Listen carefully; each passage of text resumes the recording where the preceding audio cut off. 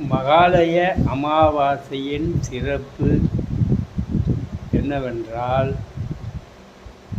முன்னோர்கள் தாய் தகப்பன் தாத்தா பாட்டி அவர்கள் உயிரோடு இருக்கும் காலத்தே அவர்களுக்கு எந்த ஒரு குறையும் இல்லாமல் பார்த்து கொள்ள வேண்டும்.